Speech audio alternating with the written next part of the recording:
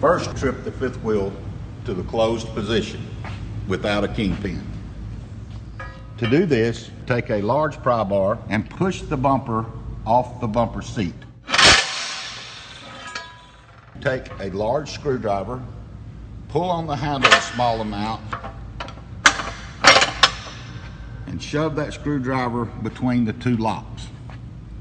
Then take a small screwdriver and pull it along between the two locks to either hear or feel the serrated teeth.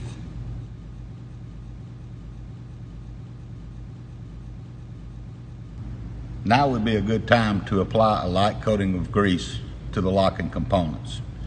You want to apply grease to the back, the top surface, in between the serrated teeth, and the stationary jaw.